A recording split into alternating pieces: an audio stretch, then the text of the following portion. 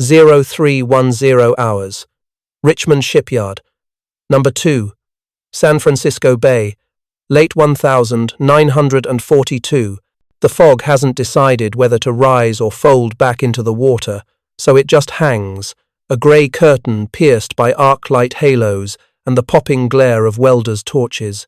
A timekeeper in a salt-stained pea-coat checks his watch, licks a pencil, and writes 2 words on an oil-spotted clipboard.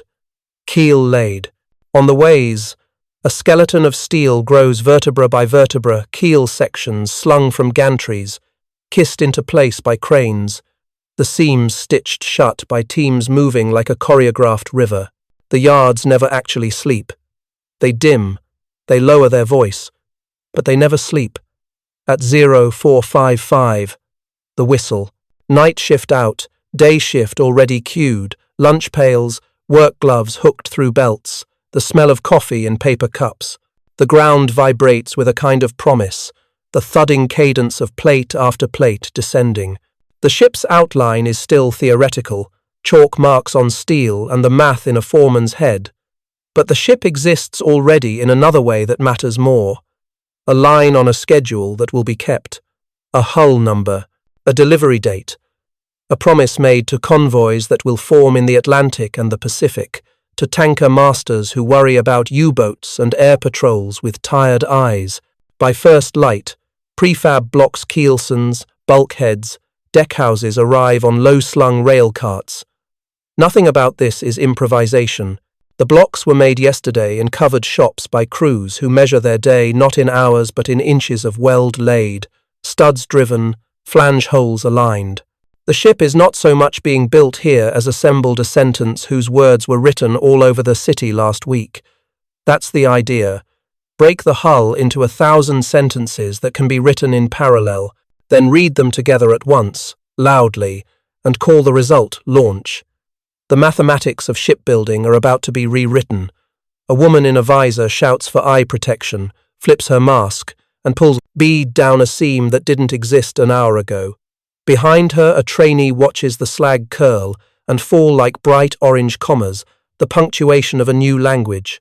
Nearby, a fitter aligns a bulkhead with a chainfall, the hook clacking in short, careful bites.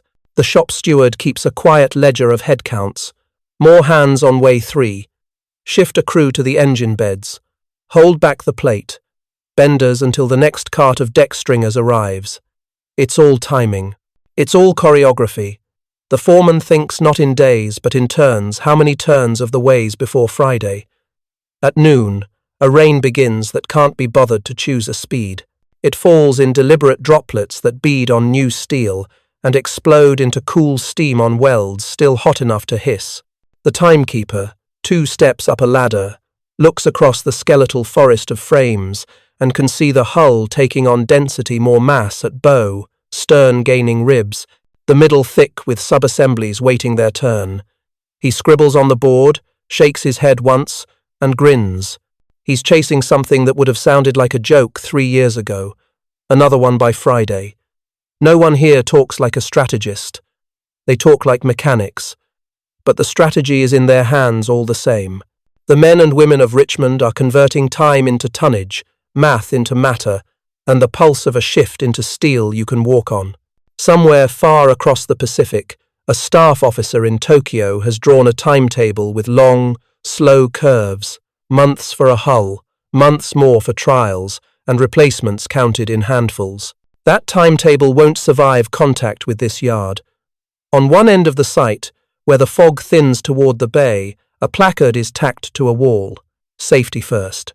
Somebody has penciled below it, in small letters, speed is a kind of safety. Convoys that sail sooner are convoys that arrive. Submarines faced with a torrent of replacements will eventually drown in arithmetic.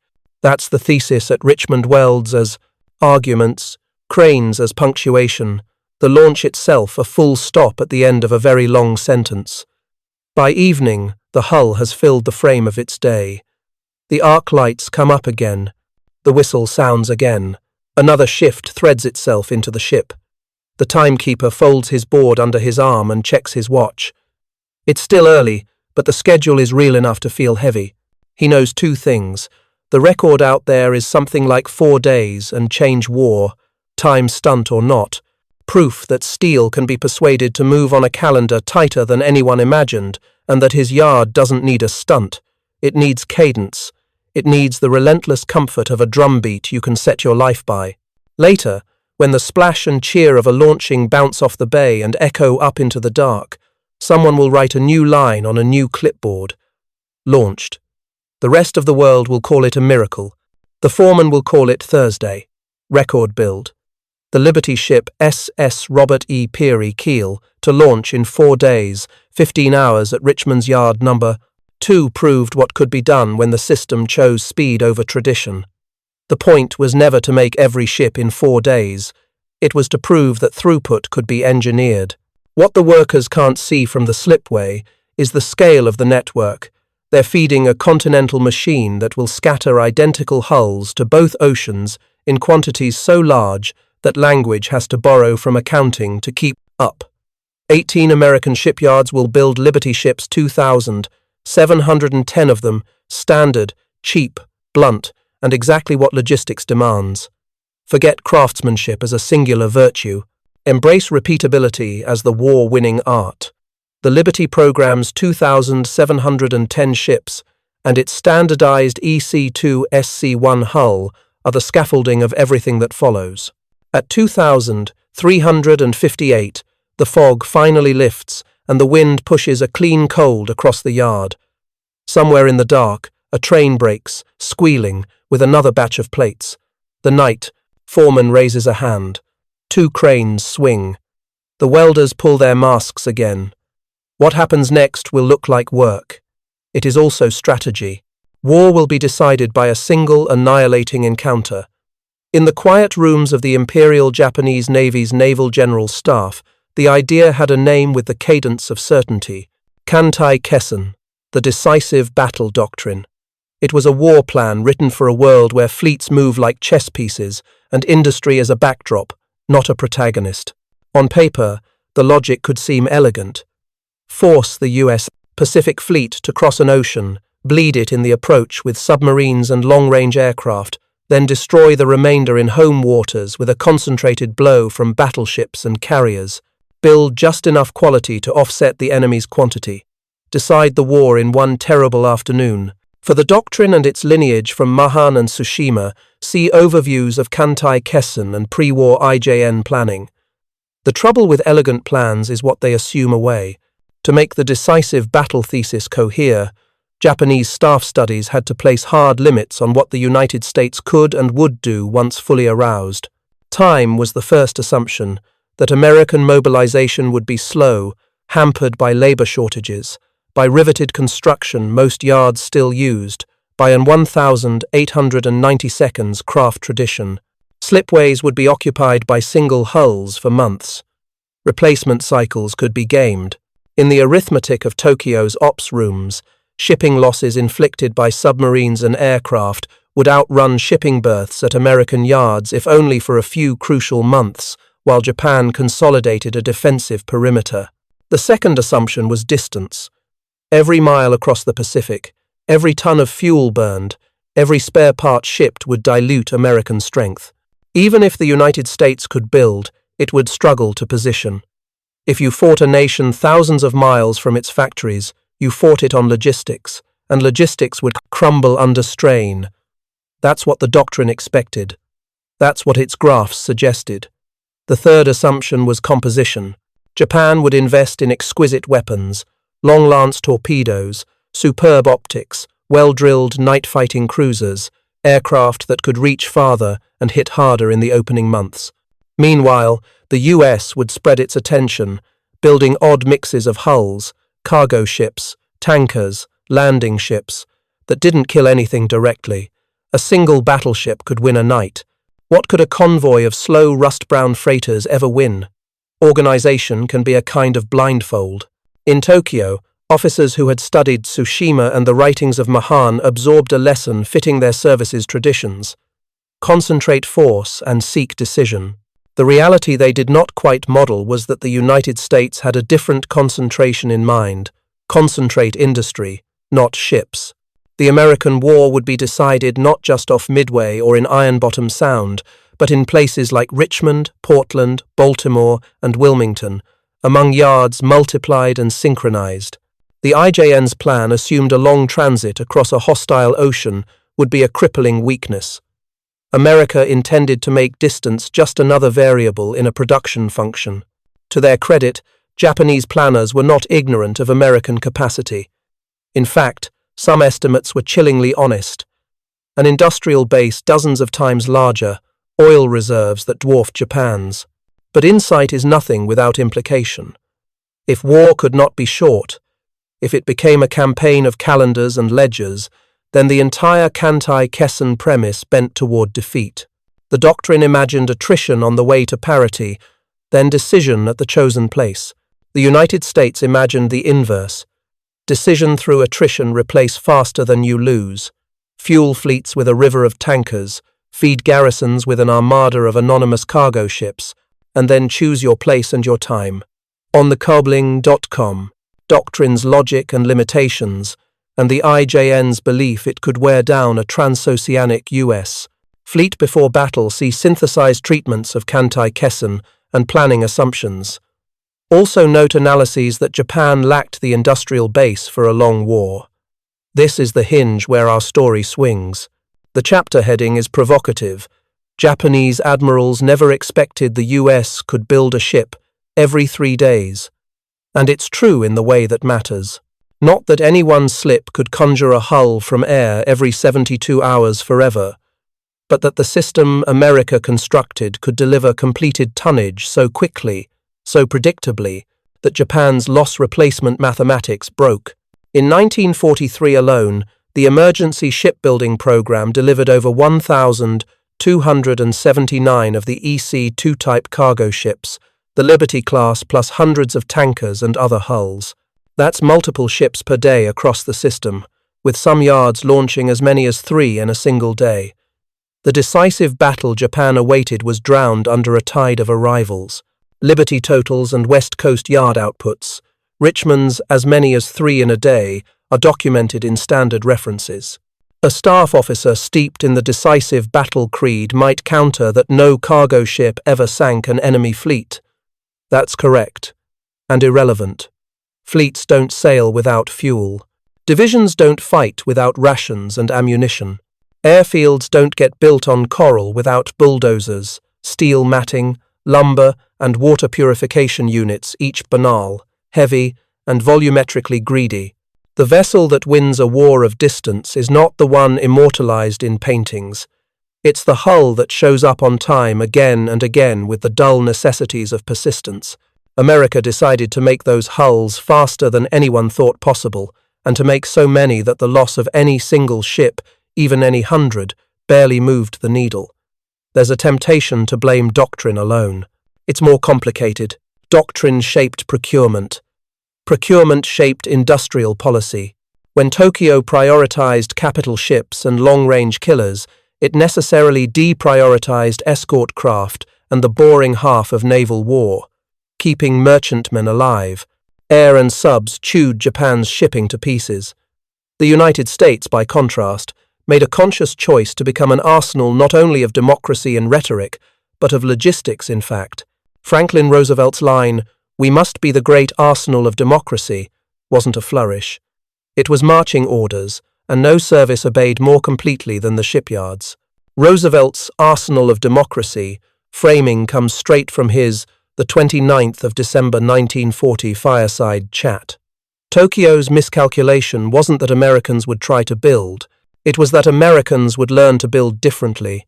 Prefabrication, welding, shift work that treated a yard like a relay race with no finish line. The decision to accept an ugly, slow, standard hull, so long as it was standard everywhere, that learning curve steeper than any staff study forecast, turned every calendar into a weapon. Japan planned to win a duel at sea. The United States constructed a factory that could schedule victory. Look beyond the glare and the noise of a single yard and you see the outline of an organism. In the summer of 1941, even before the United States formally entered the war, the U.S. Maritime Commission and its partners began to stitch together a national plan for reproducing hulls at scale. The British had come asking for help replacing losses. The answer was not a one-yard miracle, but a program, the Emergency Shipbuilding Program, that turned scattered facilities into a grid, standardized designs, and replaced heroic craftsmanship with something colder and more reliable: process. Framework and outputs summarized in standard references to the Emergency Shipbuilding Program. The centerpiece of that process was a humble specification with an engineer's music. In it, EC2-SC1, emergency cargo, 450 feet at the load waterline. Steam, design C1 lineage. A designation is a promise. That you can copy, paste a ship across a continent without the draftsman reinventing the wheel, that a pump that fits in Portland will fit in Baltimore, that a hatch combing from Wilmington will bolt to a deck in Richmond without a man with a file and a prayer standing by. Standardization is not glamour, it is power. What EC2-SC1 stands for and why that matters is well documented. The Liberty ship would not impress a connoisseur. It was boxy, slow, and at least early on vulnerable to brittle fracture, until design and metallurgy fixes, crack arresters, changes in notch toughness considerations, modified welding practices, made it safer. But what the Liberty lacked in elegance, it supplied in existential quantities. Cargo volume that arrived on schedule. It was not one ship. It was a template for 2,710 copies, each of them an argument against the enemy's calendar. Liberty totals and their symbolic role are foundational facts. The program's geography mattered. It seeded yards along both coasts and on rivers that fed them: Richmond in the Bay Area, Oregon shipbuilding on the Columbia, North Carolina shipbuilding on the Cape Fear, Bethlehem Fairfield near Baltimore, Todbath in Maine, Savannah, Jacksonville, Brunswick, and more. Each yard brought its own rhythm, but the sheet music was the same. You could walk into a hull subassembly shop in Portland and speak the same language as a foreman in Richmond. Block numbers, jigs, weld sequences, inspection stamps, a mutual contempt for avoidable rework. Yard dispersion and output figures, for example, North Carolina, Todbath, etc., are summarized in program tables. Then came the sharpening of the learning curve. In 1941, the first Liberty, SS Patrick Henry, took 244 days. By mid-war, averages dropped into the low 40s days. Not weeks and headline-grabbing competitions compressed selected builds into theatre. 4 days and 15 hours for Robert E. Peary at Richmond, and 10 days for the Victory ship Joseph N. Teal in Oregon. These were stunts, yes, but informative ones. They taught schedulers which tasks could overlap, which inspections could move upstream, and which subassemblies could leave the shops with more work completed, cutting time on the ways where throughput matters most. On the Patrick Henry, mid-war averages, and record time builds, the literature is clear. The math that terrifies adversaries is not the world record, it's the mean. In 1943 alone, the EC2 line recorded 1,279 deliveries, plus a flood of tankers and special types. If you imagine each yard as a drum in a battery, you can hear the beat. Boom, a launch in Portland. Boom, 2 in Richmond. Boom, Maine, Baltimore, Wilmington. A rolling thunder that makes any specific sinking by U-boat feel like a local weather event inside a continental climate. It isn't that a ship slid down away every 3 days somewhere. It's that several did every day across the network. For a Japanese staff office trying to update replacement curves in pencil, that noise in the data wasn't noise. It was doom. Program throughput in 1943 is captured in summary tables. West Coast yards, in particular, hit astounding cadences. No program works without governance. Here, the Maritime Commission's boring brilliance deserves its due. Contracts that rewarded speed and repeatability, inspection regimes that found failure early instead of late, and logistics that treated yards as customers. Railroads became arteries for pre-cut plate, castings, pipe spools, and machinery kits. Suppliers learned to pack by sequence instead of by category. The pallet that arrives at 0900 is everything a team needs to complete a weldment by lunch. The next pallet unlocks the next operation. That vocabulary kit, sequence, unlock, turns a yard from a place into a process. Then, the feedback loops. Problems, like the early brittle fracture cracks that split hulls in cold seas, were not catastrophes so much as data. The fix additional crack arresters, design tweaks, QA changes rolled through the network at the speed of a mimeographed bulletin pinned to a foreman's wall. Less paper than doctrine. Every yard learned at once. 1,000,000 small improvements are what standardization makes possible. Sample sizes large enough to see signal in noise, then discipline enough to respond. On brittle fracture and crack arrest responses, see museum and technical summaries that capture the engineering learning. Finally, narrative. Americans are good at myth, and myth, when harnessed, builds morale and budgets. Liberty Fleet Day, Arsenal of Democracy, Rosie the Riveter. None of these phrases built a ship. All of them kept hands on tools and Congress on side. The myth worked because the metrics behind it were honest. When Roosevelt said Arsenal, yards like Richmond answered with calendars. Roosevelt's phrase and date are primary source history.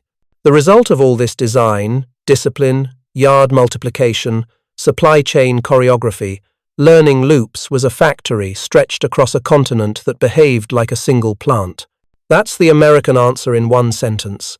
Turn geography into an advantage by parallelizing everything. You don't have to build one ship in 3 days. You have to build many ships in overlapping cycles, so that each slip can average a launch every few weeks, each yard can average several launches a week, and the network can cover the oceans in new steel faster than attrition can thin it. At that scale, every 3 days is not a boast. It's a flaw. Stand in a yard in 1938, and you will see the past. Riveters with dolly hammers, teams sweating over each hot rivet like a jewel, thousands of fasteners per hull laid one by one, the air cracked by the staccato, hammering that gave shipyards their music. It is hard, proud work. It is also slow. When Henry J. Kaiser came to ships from dams and highways, he carried a different instrument, the schedule. He didn't ask how to swing a hammer faster. He asked how to make the hammer swing less important. Kaiser's biography and cross-industry habits standardized process, parallelization, borrowing from big construction, are widely noted. The heart of Kaiser's breakthrough wasn't simply welding, though replacing rivets with continuous seams cut labor content and made it easier to train thousands of new workers. It was the logic that welding enabled. Prefabrication meant a hull could be divided into blocks and sub-blocks that fit jigs. Jigs meant interchangeability. Interchangeability meant you could pull work out of the weather into shops, where more consistent conditions improved quality and allowed higher utilization. And pulling work forward meant that the ways the true bottlenecks were occupied for less time per hull, the ways are where throughput is born. Free them, and cadence increases.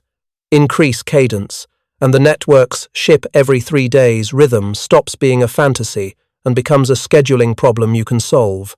At Richmond and the Northwest's Oregon and Vancouver yards, this meant block yards as far as you could walk, plate shops that bent steel like origami, pipe shops that delivered spooled systems labeled like grocery orders, and erection crews that could set a block, align it on reference marks, strike the alignment pins, and hand it off to welders who closed seams in sequences designed to minimize distortion.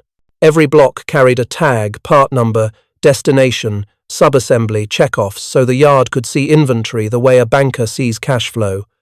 The assembly line didn't run past you. You walked through it. Kaiser's yards proliferated. Richmond's 4, plus Portland's Oregon Shipbuilding and Swan Island, and Vancouver. Together, the Kaiser network contributed enormous shares of the wartime total, with Richmond alone producing 747 vessels.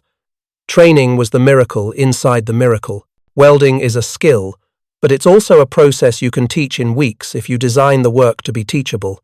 Kaiser's schools built competence like an assembly line builds blocks, graded coupons, certification ladders, safety drilled until it was reflex.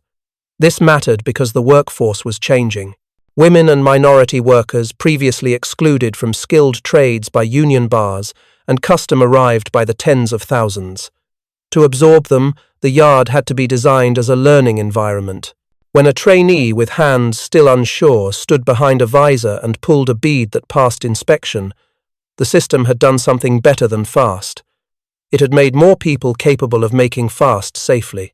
On workforce scale-up and integration at Kaiser yards, including the social infrastructure and resistance, see institutional histories and research on the Kaiser Richmond home front. Welding brought problems as well as speed.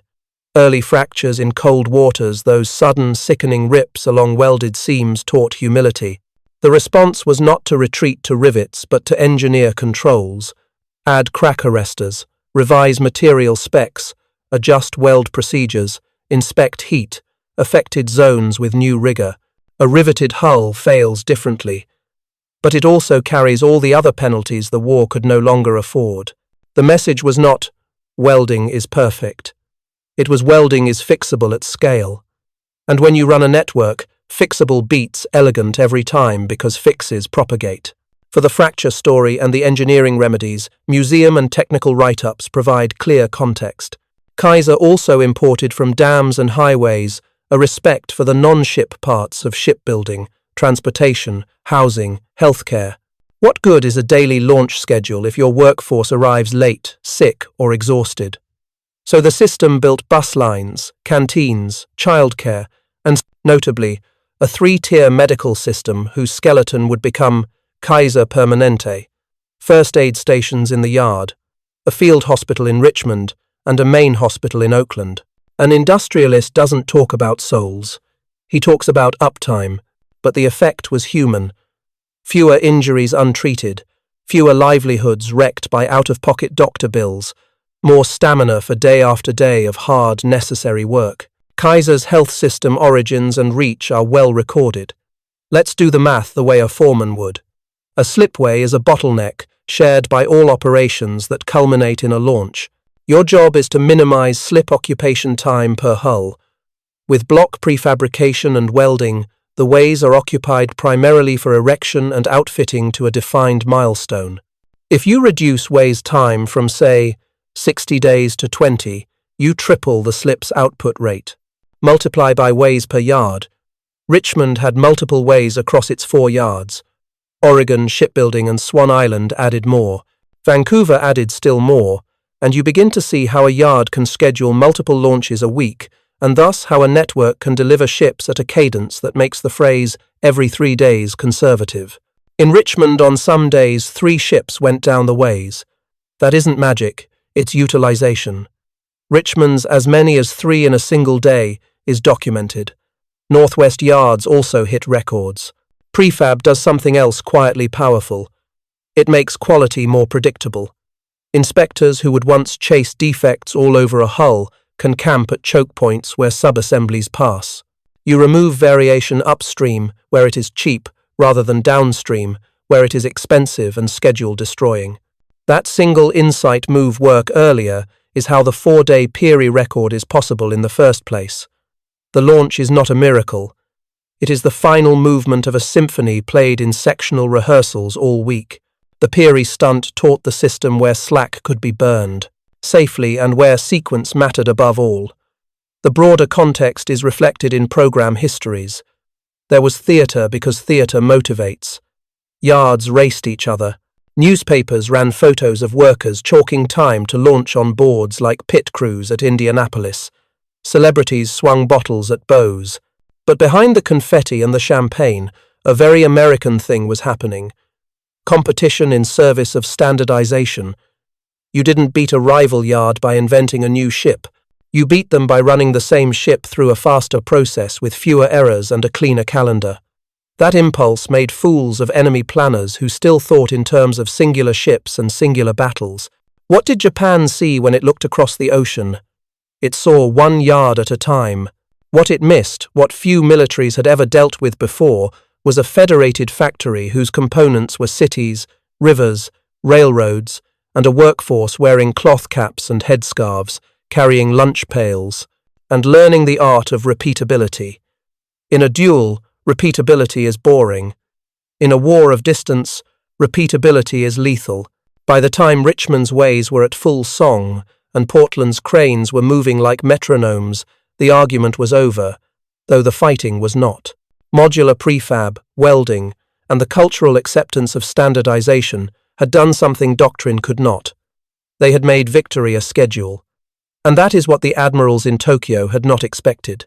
They expected Americans to make ships. They did not expect Americans to make time. Begin with a calendar, not a chart. Lay out 12 months of 1,943 across a drafting table. Don't sketch cruisers. Sketch rhythm. The number of hulls a slip can push to water if you treat time as the bottleneck and everything else as a servant to time. That is the mathematics that undid comfortable assumptions in Tokyo. The decisive battle thesis imagined a duel in which craftsmanship trumps quantity. The American answer was to show that cadence becomes a weapon before a shot is fired. Picture a single slipway. In the old paradigm, you'd occupy it for months. Keel laid, frames erected, plates hung, rivets driven, engines lowered, outfitting inching forward as rain and rework ate momentum. Kaiser's prefab logic cuts Wei's time to a fraction by dragging almost all of that work upstream. Now the slip is not a construction site, it's an assembly fixture. The crew erects pre-made blocks, strikes alignment pins, weld sequences designed to minimize distortion, and hits a known outfitting milestone. In rough terms, if a slip that once delivered 5 hulls a year learns to deliver 15, you have tripled its throughput without adding a single rivet gun. Multiply by the fact that a yard has multiple ways, and a coast has dozens of yards, and a nation has coasts on 2 oceans plus navigable rivers, and you see how the sentence, "a ship every 3 days," ceases to be a boast and becomes a network average. But the math isn't only slips and cranes, it's man, hours. Early liberties consumed something like the labor of a small town for months, hundreds of thousands of hours poured into one hull. Standardization shaves that down. Jigs reduce fit-up time. Interchangeable parts make any pump fit any ship.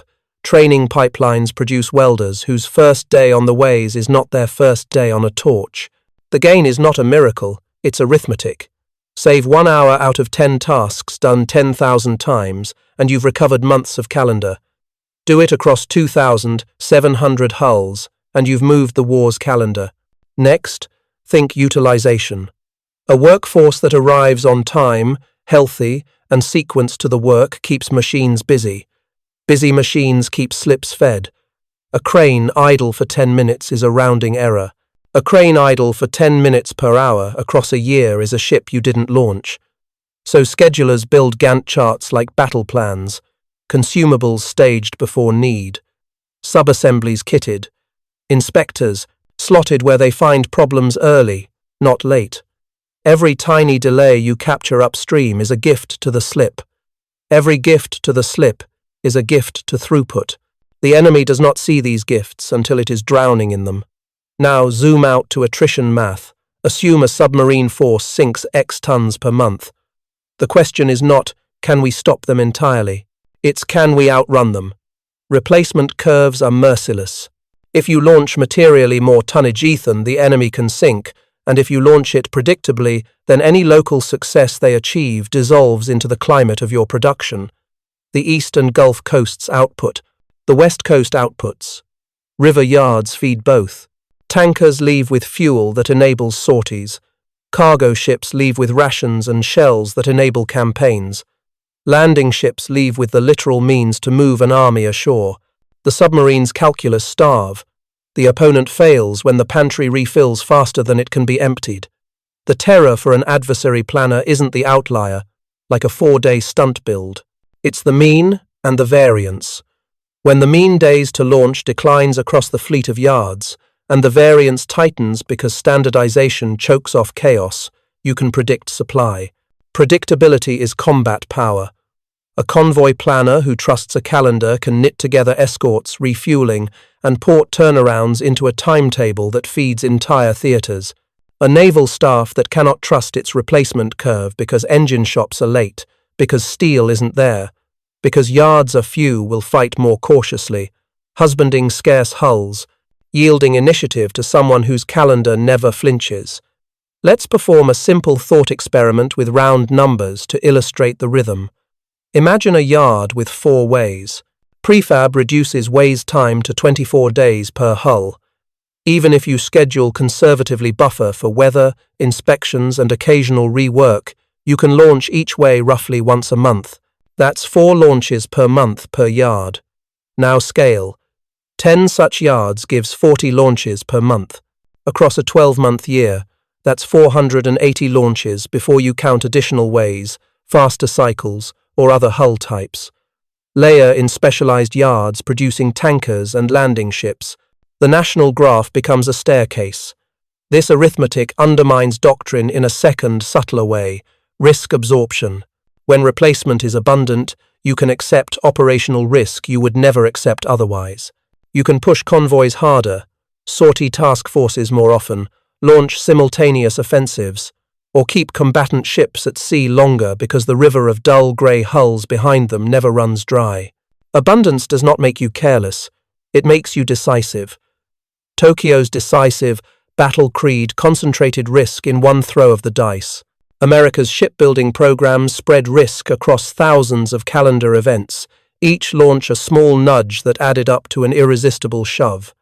Another piece of math. Modularity. A Liberty's parts are not bespoke jewels, they are countable things. If a pump fails inspection in Portland, one pulled from a Baltimore shelf is the same pump. If a hatch cover goes missing in transit, a Richmond shop can send a clone. Interchangeability kills the long tail of delays that once bloated schedules. Fewer surprises mean tighter calendars. Tighter calendars mean the enemy's models built on yesterday's averages become wrong by the month. Finally, there's the psychology of numbers. Workers see the board, days since keel, days to launch, yard totals, crews race the clock and each other, newspapers run scoreboards. It is theatre, yes, but theatre with teeth. When people can see the math they are part of, when they can read the pulse of their nation as numbers that move because their hands moved, you get a feedback loop no staff college lecture can generate. The output is not just steel. It is belief, and belief underwrites schedules even when things go wrong. By year's end, the graph on Tokyo's wall, the one that projected American replacements as a gentle slope, had turned into a hockey stick. The decisive battle did come, in pieces, disguised as scheduling meetings, rail deliveries, shift whistles, and champagne bottles shattering on bows. The mathematics that scared the Admirals wasn't exotic. It was multiplication. Slips times yards times days. The product was time turned into tonnage, and tonnage turned into strategy. Begin in the engine shop, where the future sounds like a slow, measured heartbeat. Triple expansion steam engines for Liberty ships are not beautiful the way a fighter's inline engine is beautiful. They are reliable the way an anvil is reliable. Cylinder diameters you could sit inside. Rods thick as a man's leg. Tolerances generous enough to forgive small sins but exacting where it counts, bearing surfaces. Valve timing. Alignment across a long, vibrating skeleton. The choice was deliberate. Steam reciprocating power plants were old, but they were also available, teachable, and tolerant of a workforce that might be 6 weeks into its trade. New turrets don't float if the cargo ships that carry their ammunition wait on a turbine factory's backlog. To make engines at the rate the slips demanded, the United States created something like engine schools for industry clusters of firms and shops that specialized in components. Cylinder castings, crankshafts, governors, condensers, boilers, feed pumps. Every catalogue page that once belonged to a peacetime market was rewritten as a specification. Part number, surface finish, maximum out of round, inspection stamp. When you scale production, you don't only train people, you train machines with tooling, and you train paper with standards.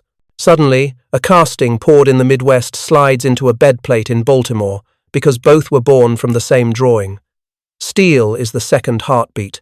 Liberty ships are mostly mild steel, plate, thicknesses that a good plate mill can roll day after day if it is fed and maintained. So the program feeds the mills with ore and coke in volumes that turn rail yards into iron rivers. The mills respond with continuous schedules, multiple heats per day, slabs to reheat furnaces, rollers that live like draft horses, pulling and pressing. When a mill eats that much work, you need inspection like a religion. Tonnage is nothing if brittle or inconsistent, so you hardwire testing into the routine. Charpy impact tests, sample coupons, dimensional checks, a language of stamps that tells a story at a glance, pass divided by fail, where, when, by whom. A reject rate discussed is a reject rate reduced. Between engine shops and plate mills runs the unsung hero of the program, the railroad. Cars carry sub-assemblies as if they were groceries, crates labeled by operation, not by category, so that a car arriving at 0900 unlocks a 0930 weldment and clears the way for a 1300 inspection. Schedulers treat rail slots like operating rooms, booked with precision, padded with buffers, only where history says you need them. The yard's geography cooperates. Spur lines kiss the back doors of shops. Staging yards live close enough to push a flat car by hand if a switcher is late. Distance, the thing doctrine assumed would strangle America, becomes a manageable variable when the rail network tick-tocks like a metronome. Now consider quality at scale. Early in the war, welded hulls suffered brittle fractures in cold seas. That failure mode was the program's most dangerous teacher. The fix was a bundle, not a single trick. Adjust chemistry and heat treatment to improve notch toughness. Add crack arresters to stop a flaw from racing down a seam. Resequence welds to limit residual stress. Increase inspection with non-destructive methods where possible, and old-fashioned eyes and hammers where not. The important thing is how the fix traveled. Not one yard at a time, but all yards at once through directives, revised drawings, and visits from roving engineering teams. Centralized learning in a decentralized organism, that's how federated factories beat bespoke genius. Engines, too, learned. As the program matured, some liberties shifted from reciprocating engines to steam turbines with geared reductions where supply chains allowed. The hump in the graph flattened. What once took weeks to source became routine. Meanwhile, tanker programs adopted turbo-electric drivetrains that matched the torque demands of big, fully laden hulls. What matters isn't the specific horsepower rating. What matters is that families of machinery became almost plug-and-play. Shops standardized on flanges, on lubrication systems, on bolt patterns, so that fitting an engine didn't feel like tailoring a suit. It felt like assembling a kit. Steel plate turns into prefab blocks under the rule of the jig. A jig is a promise. If you pin a piece here and another there, the result will match the drawing every time. Jigs define weld sequences, clamp points, lift points, even paint boundaries. Because jigs are physical memory, they let a team with 3 veterans and 7 rookies produce the same block again. That removes a hidden tax from the schedule, the time you once wasted absorbing variation. In a world where the slip's occupation time is sacred, every hour you claw back from variation is a coin you spend on throughput. Follow the rail car to the pipe shop. There, pipe fitters live in a world of bends and flanges, but wartime makes their art behave like science. Pipes arrive as stock lengths and leave as spools, fully assembled subsystems with hangers and valves already attached, tagged with destination coordinates, hold number, frame numbers, deck level, elevation. Installing a spool is an orchestration, not a riddle. It lands, it bolts up, it passes a hydro test, it earns its stamp. Because each spool knows where it is going, the warehouse knows exactly where to put it, and a foreman knows exactly when to call for it. That synchronization cuts weeks from the late-stage chaos that once haunted shipyards. Engines, steel, and rail cars are inert until you sprinkle them with time discipline. Schedulers learn to work like air traffic controllers, reserve capacity for priority loads, refuse to let bottlenecks multiply, escalate early. They weaponize visibility, Big boards on shop walls show status by color and number. A sub-assembly stuck at inspection is a red blot that irritates the eyes until it turns green. People underestimate how much visual systems matter in industry, but when thousands of people coordinate, a shared picture of reality is the thin line between flow and gridlock. On the waterfront, you feel the macro effects in micro motions. A flat car squeals to a halt at a staging point 10 minutes before a crane frees up. A crew leader glances at the board, sees a green slot open, waves his team forward without a word. A QC inspector signs off a coupon and immediately pins a revised procedure beside the jig, a kind of legal notice that the yard's memory has just been updated. Engines settle on beds with a thud that carries relief. Plates warp slightly and then relax as weld sequences pull them true. Rail cars leave empty, which is the proudest thing a rail car can be.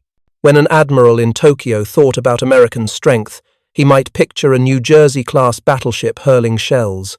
The more frightening image would have been a manifest, the printed list of parts and plates and engines crossing the country every hour, the unromantic paperwork of an industrial nation that had learned to treat time as a raw material. The ship that launches on Thursday started as ore on Monday, as pig iron on Tuesday, as plate on Wednesday, as a block by Friday. It is not poetry. It is a schedule, and the schedule wins wars. Steel, engines, rail cars, none of it moves without hands. The pre-war shipbuilding craft was a guild. Apprenticeships measured, in years, family trades passed from father to son, tacit knowledge hoarded on the tips of tongues, and in the calluses of veterans who knew by sound when a rivet would set. War blew that world open. The United States needed tens of thousands of new shipbuilders fast, and many of those hands would belong to people the industry had never welcomed before. Women, black workers, migrants from the Dust Bowl and the rural South, first-generation Americans chasing steady wages. How do you build ships with a workforce that is, by the old yard's standards, mostly green? You change the work to fit the workers, and you build the social machinery that keeps them showing up. Start with training. Kaiser and other operators stood up weld schools that treated competence as a product. Trainees began on coupons, short sections of plate that taught torch angle, travel speed, puddle control. Instructors graded each bead like a math problem, marking porosity, undercut, lack of fusion. No mystique, just standards and repetition. Pass a coupon. Graduate to a position. Flat, horizontal, vertical, overhead. Every step earned a stamp. When a trainee reached a line station, the work had been designed to match their certification. Jigs oriented to keep welds in the novice, friendly positions when possible, sequences scripted, heat input controlled. The goal wasn't to create virtuoso welders. It was to create reliable welders who could be trusted within a system that absorbed the rare mistake upstream in inspection and rework blocks not on the ways. Then, task design. Break complex operations into units that match the stride length of a 6-week welder or a 3-month fitter. Put the black art back into the jigs and fixtures where it belongs. Let veterans handle the tricky transitions, the first of type blocks, the heavy lifts of alignment. Let rookies carry the middle of the song. That division of labor feels unromantic until you hear the calendar snap forward. The yard also had to become a city. Workers migrate only if life is livable. So the program built housing, quickly wartime villages of modest homes and dorms within bus distance of the ways. It built canteens where calories arrived on schedule and at sane prices. Childcare that let mothers who wanted to weld or fit or inspect actually do so. Buses with timetables pinned in kitchens, so a shift didn't begin with a sprint. And, crucially, it built healthcare. First aid stations in the yard caught injuries before they ruined families. Clinics and hospitals outside the gates turned a busted ankle or a cough into a temporary setback rather than a permanent exit from the workforce. This was enlightened self-interest. Healthy workers are present workers. Present workers are throughput. Workplaces are also cultures, and this culture had to change fast. Resistance was real. Some unions flexed to protect craft boundaries, Others, to their credit, opened gates under wartime agreements that created new classifications so new workers could be paid, promoted, and protected. Supervisors learned a new vocabulary. Don't say, "You can't." Say, "You can." After this step, and with this inspection, the day a crew first watched a woman in a visor pull a clean vertical uphand pass that sailed through inspection, old habits received their eviction notice. The day a black crew leader moved a team through a block faster than last week's record, the scoreboard spoke louder than prejudice. You don't lecture a yard out of bias. You outperform your way out of it. Safety matured from posters into protocol. A lost time accident is a hole punched straight through a schedule. The program responded with daily briefings, better PPE, guards on tools that used to be naked, rigging classes that treated every lift as a ballet with consequences. The paradox of speed is that it demands deliberateness. Sloppy yards are slow yards. A worker who trusts the system to watch their back works faster because they don't waste cycles on fear. Pay mattered, but so did purpose. The scoreboard on the wall didn't only count launches, it counted arrivals, convoys that made it, tonnage delivered, units supplied. Workers could point at a photograph of a beachhead and say, "We did that." The abstract became personal. A brother in the infantry, a cousin on a destroyer, a neighbor in a bomber. That sense that a weld equals a life is not exploitable sentimentality. It is a sober moral that keeps a hand steady at 0300 when the rain comes sideways and the bead tries to wander. Leadership looked different too. A foreman in this war was less a tyrant and more a conductor. He, and sometimes she, moved parts and people the way a quartermaster moves beans and bullets, ruthlessly, but with a respect for the limits of bodies. A good foreman could sniff a bottleneck by ear, too much silence in the blockyard, too much clatter in the pipe shop, and reroute crews before the red blot on the status board spread. In a craft yard, a foreman's job is to know how to do a thing. In a wartime yard, a foreman's job is to know who should do which thing when. The proof that the people problem was solved is not a slogan. It is the learning curve. Week by week, the average time to launch fell, not because a genius discovered a new weld, but because thousands of ordinary people new to the trades, new to the coast, new to each other became predictably good at a job the country desperately needed done. The old yard would have called them unskilled. The new yard called them standardized.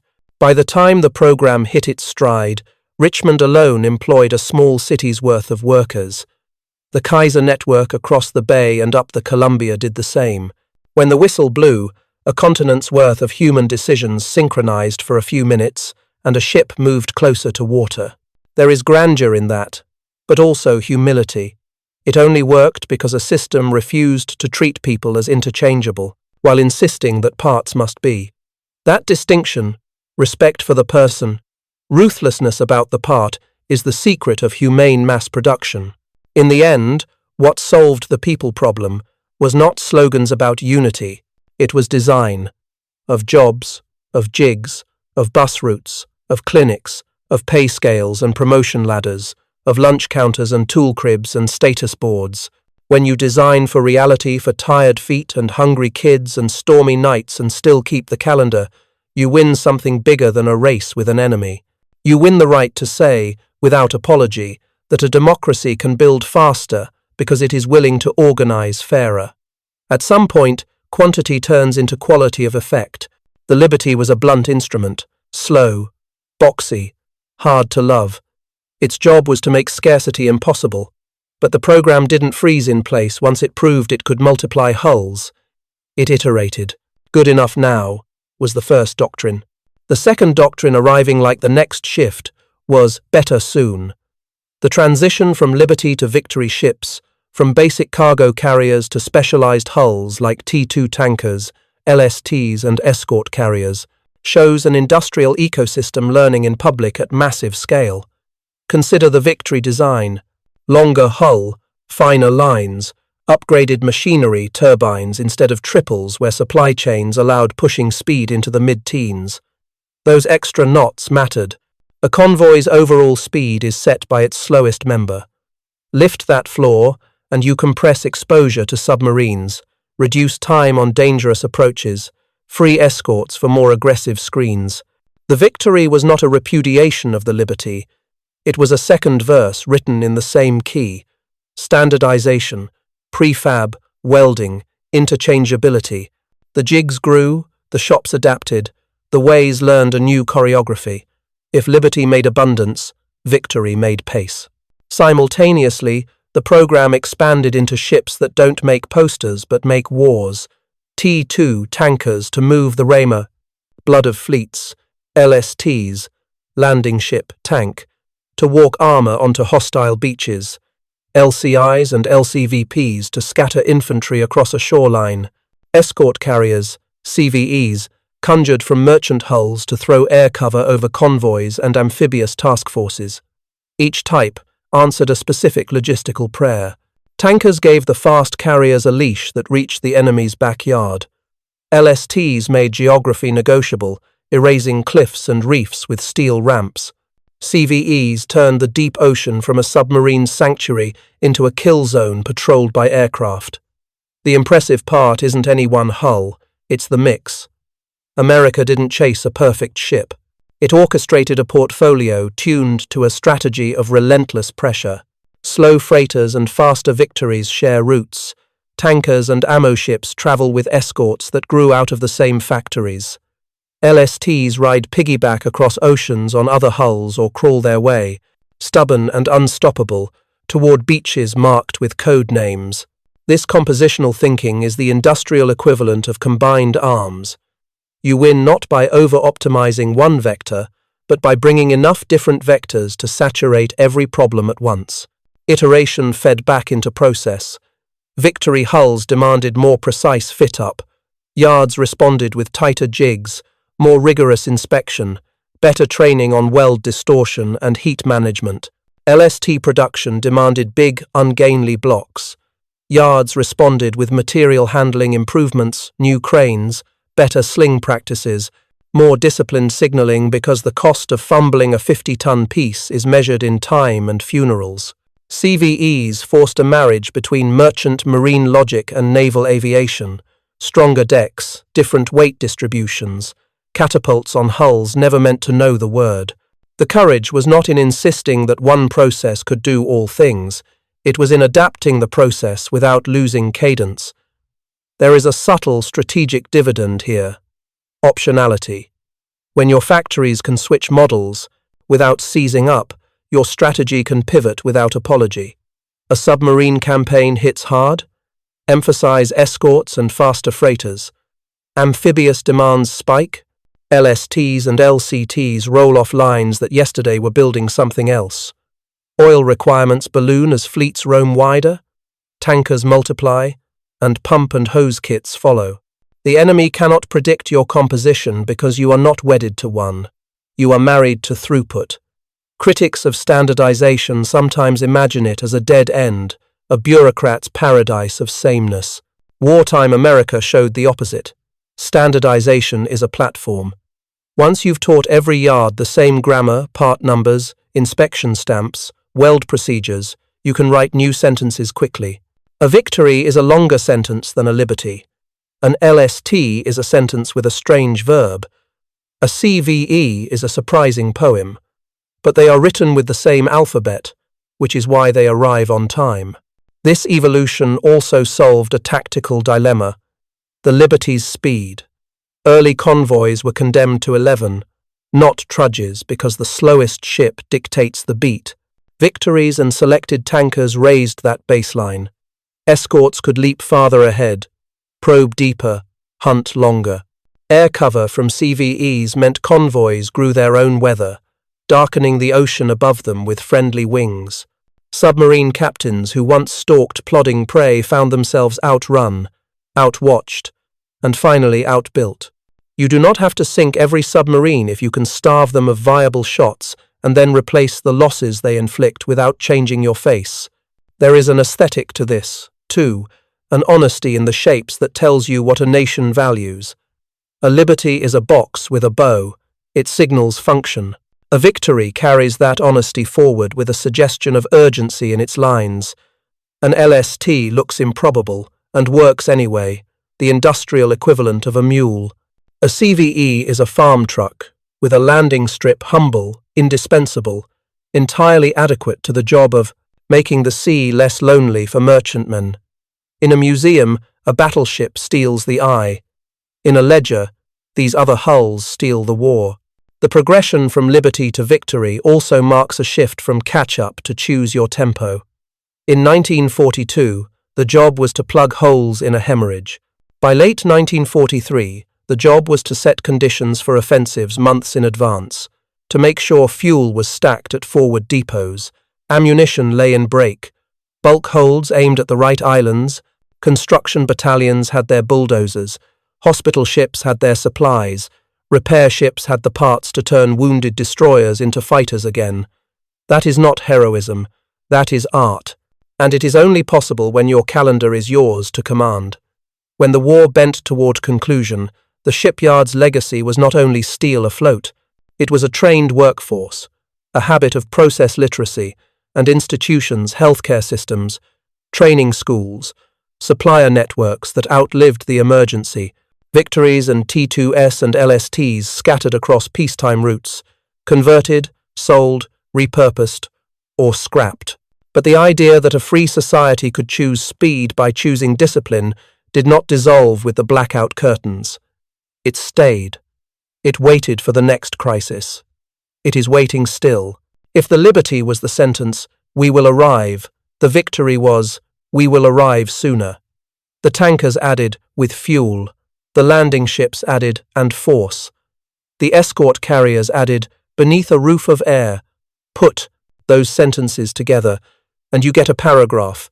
The enemy cannot interrupt without rewriting the laws of arithmetic. Japanese admirals prepared to contest oceans with doctrine and daring.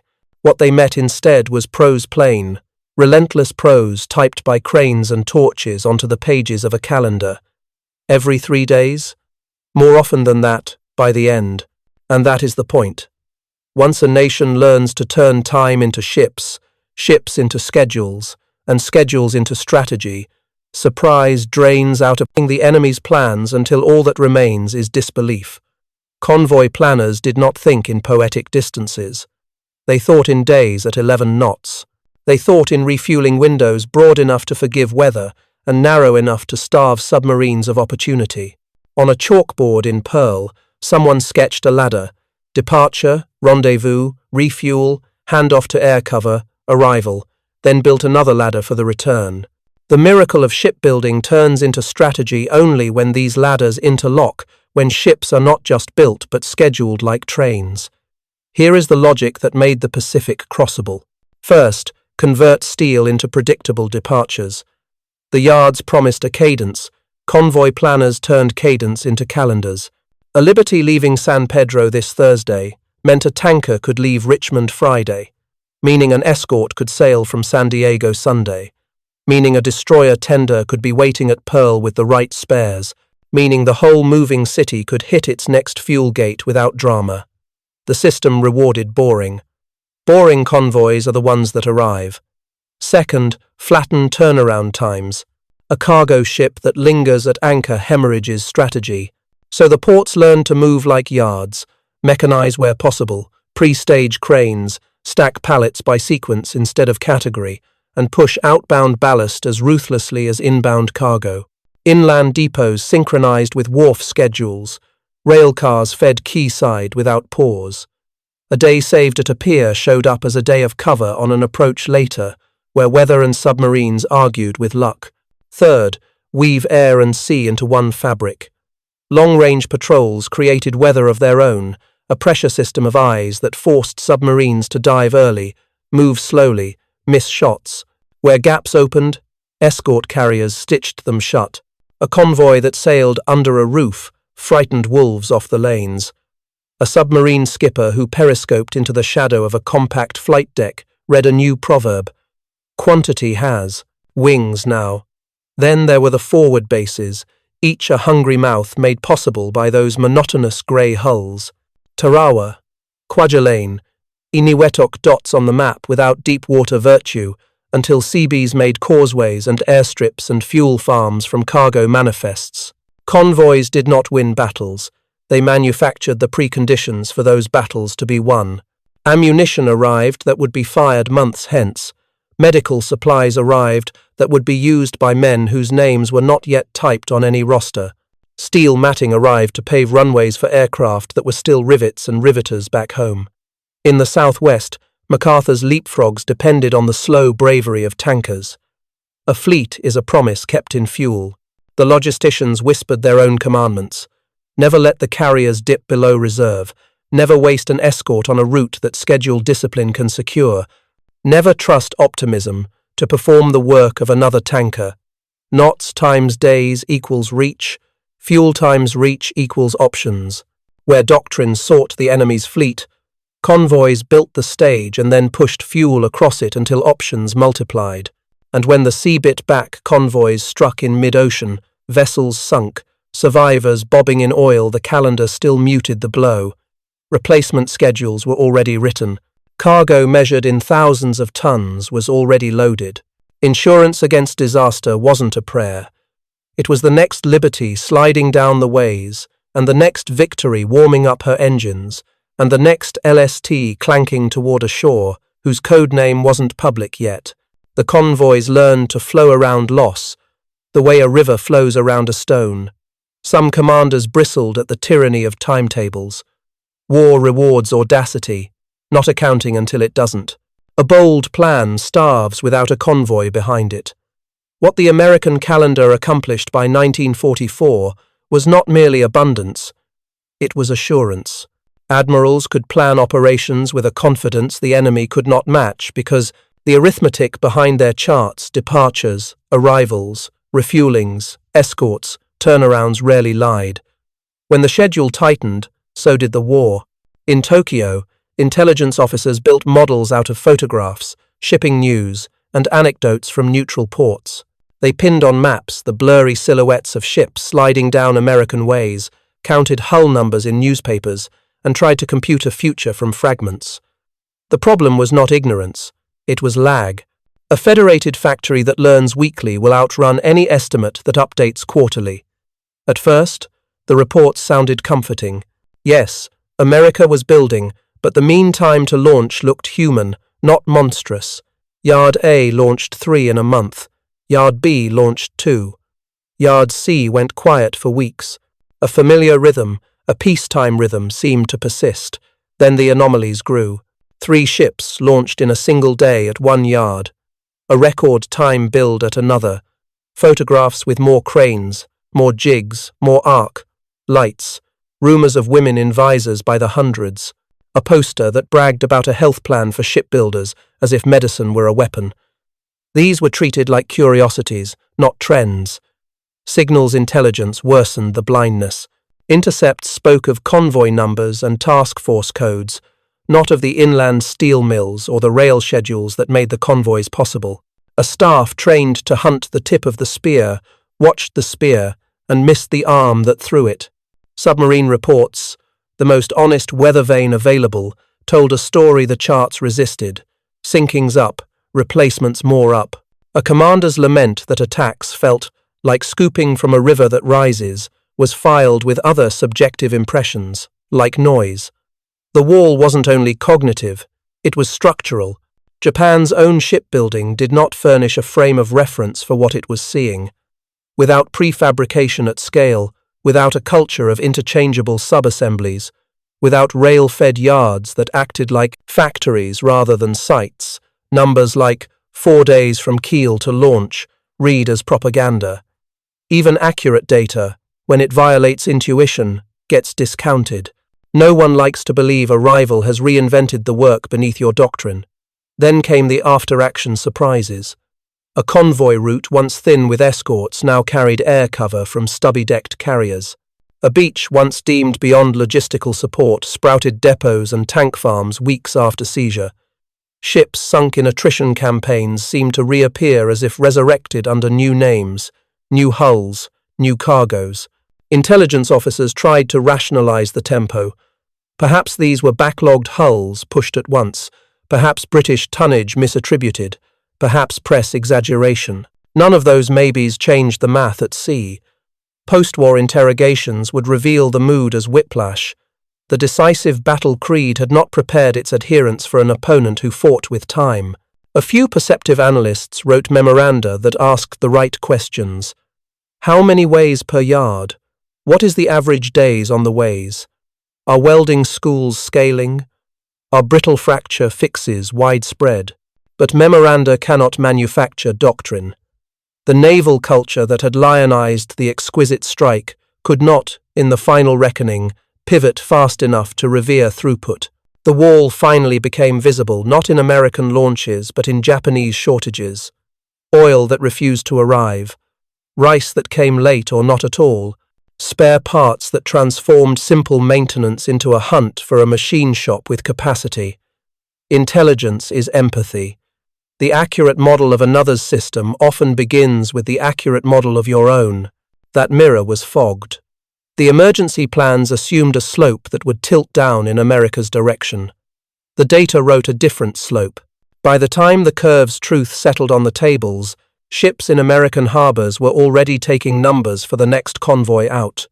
When reality overrules a creed, there are two choices: change the creed or bleed for it. Japan tried both. The decisive battle doctrine, so crisp in pre-war war games, collided with a world where merchant tonnage decided the pace of operations. Mines dropped by night, submarines at choke points, carrier strikes against convoys, each effort aimed to starve the enemy's calendar. They worked, locally and sometimes spectacularly. They failed, strategically, because the enemy's replacements arrived like weather. As the shipping war turned, doctrine's edges softened. The Imperial Navy moved escorts off prestige duties and onto convoy lanes, converted trawlers into escorts, threw scarce aircraft at maritime patrol, and at last began to systematize convoying the way the Allies had. But organization cannot conjure hulls or oil that do not exist. At sea, submarines feasted on lean routes. In the air, mining campaigns made once, safe harbors unpredictable. The Empire's circulatory system clotted. The United States, by contrast, had doctrine that flexed almost unconsciously to match abundance. Carrier task forces ranged farther because oiler groups multiplied. Amphibious operations stacked atop each other because LSTs and LCIs rolled off lines in waves. The old fear overextension shrank, not from hubris, but from inventory. A commander who trusts that spare ships, spare parts, spare fuel will appear on time is a commander licensed to think operationally rather than defensively. There was also the moral dimension of doctrine. Democracies fight best when they can connect sacrifice to success. Schedules made that connection obvious. A welder in Richmond, seeing a board turn green, could point to a calendar and say, "This day becomes a pallet. This pallet becomes a convoy. This convoy becomes fuel for a pilot who will come home." In Tokyo, the story grew thinner. Brave men in superb machines risking all for a blow that doctrine promised, but logistics could no longer underwrite. When doctrine demands miracles, it eventually eats its saints. The turning points we remember, Midway, the Marianas, Leyte, have their own dynamics. But beneath them ran a current of tonnage and time.